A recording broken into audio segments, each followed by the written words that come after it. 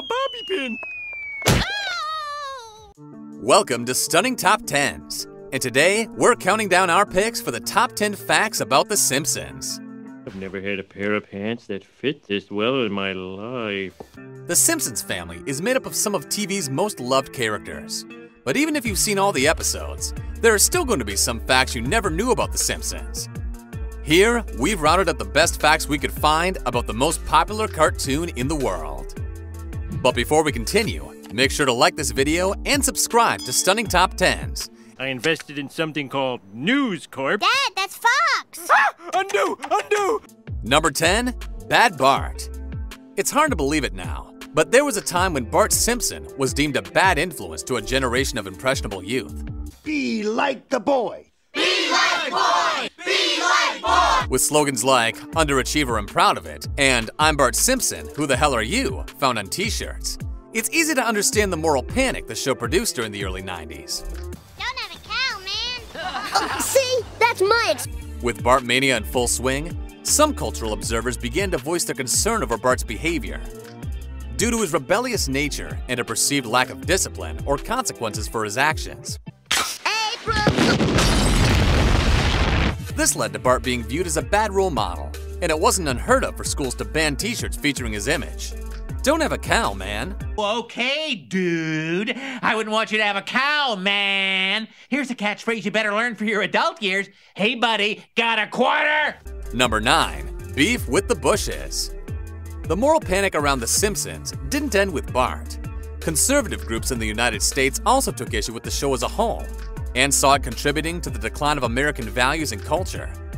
This went all the way to the White House.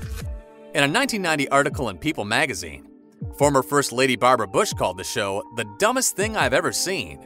A few years later during a speech, former President George H.W. Bush called out the show, saying he wanted American families to be a lot more like the Waltons and a lot less like the Simpsons. Hey, we're just like the Waltons. We're praying for an end to the Depression, too. The Waltons was a great show, but that's a burn. Now he steals my right to raise a disobedient, smart-alecky son. Well, that's it! Number 8, Homer and Krusty being the same. Have you ever looked closely at Homer and Krusty the Clown? You might notice they look eerily similar to each other. I'm seeing double here. 4 Krusties. It's no coincidence. Early in the show's development, creator Matt Groening wanted Homer to be Krusty the Clown in disguise. The premise was deemed too complex, so the idea was dropped. It originally served as a commentary on how Bart worshipped his idol Krusty, but at the same time had no respect for his father Homer. It would have been a weird twist to see how the show handled such a deep and complex idea, but we're happy with how Krusty turned out, without going down this road. Number 7, Maggie's pacifier sounds.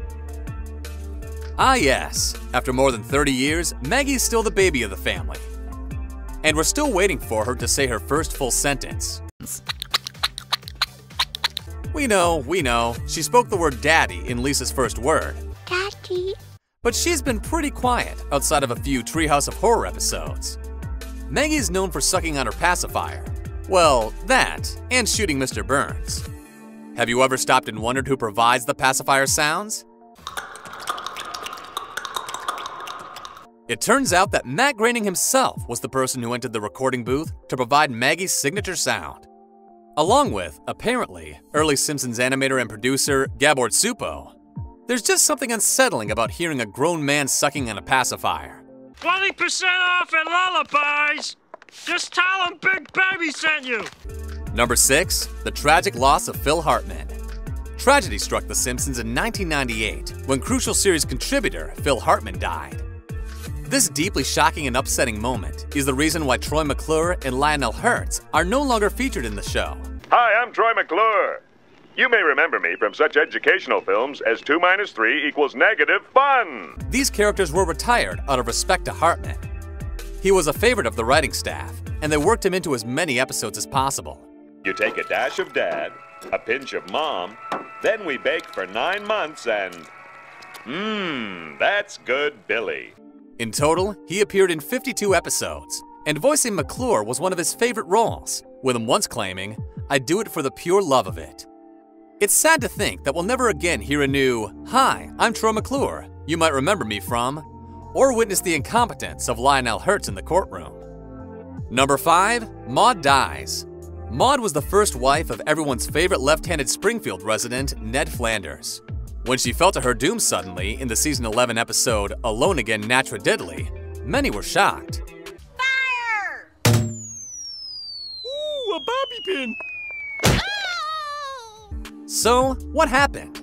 Maude's voice actor, Maggie Roswell, had asked Fox for a raise from $2,000 an episode to $6,000, since she had to fly frequently to Los Angeles from her home in Colorado to do the show. Fox only offered an increase of $150, so Roswell retired. Simpsons producers decided to kill off Maude to open up new storylines for Ned. The dispute was eventually resolved, and Roswell came back to the show in 2002. It's unfortunate that a pay dispute led to the demise of a long-standing character. Number 4. Chillingly accurate predictions. The Simpsons has garnered a knack for making some bold predictions. In the episode Lisa the Greek, Lisa predicted that Washington would prevail over the Buffalo Bills in Super Bowl 26. I think Washington is a mortal lock. Washington! Woohoo! The episode was updated over the next 2 years with that year's Super Bowl contenders, and Lisa was always right.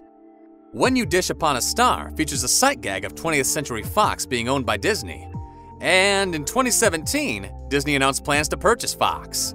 I invested in something called News Corp. Dad, that's Fox! Ah! Undo! Undo! The prediction that got the most attention is future President Lisa's passing comment of inheriting a budget crunch from former President Trump in Bart to the Future. As you know, we've inherited quite a budget crunch from President Trump. How bad is it, Secretary Van Houten? We're broke. It certainly raises a few eyebrows that a show can make amazing predictions with seemingly offhand gags. Number 3. Maggie costs relatively more. Sticking with Maggie, in the show's opening credits sequence when she scanned at the grocery store, do you remember what prices displayed, however incredibly quickly? If you say NRA forever, that was just a one-time trivia gag for the 138th episode spectacular.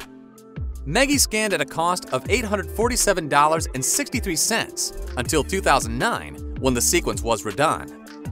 In this update, the cash register originally displays a $253.26 total.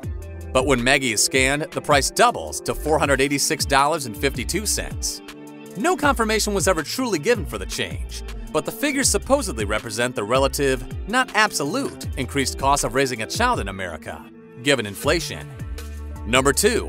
Matt Groening didn't want to promote The Critic. A Star is Burns is a classic episode that gave us the joy of man getting hit by football and the knowledge of Steven Spielberg's non-union Mexican equivalent, Senor Spielbergo. What you might not know is that this is the only episode of The Simpsons without creator Matt Groening's name attached to it. In the opening and closing credits, you'll notice Groening's name is suspiciously absent. This is because he was absolutely against the episode, since it included Jay Sherman from the animated series The Critic. Bart Simpson, meet Jay Sherman the Critic. Hello. Hey man, I really love your show. I think all kids should watch it. I suddenly feel so dirty. Groening was quoted as saying, "I feel this encroachment of another cartoon character violates the Simpsons universe." He even went so far as to air his grievances publicly to get the episode pulled. Number 1. Fiery Disagreements. Who could forget that Season 3 episode where Homer invents the Flaming Homer, a drink so good it's like there's a party in your mouth and everyone's invited. Moe takes credit for the drink, and as it becomes wildly successful, Homer is left bitter and resentful, given that he came up with it.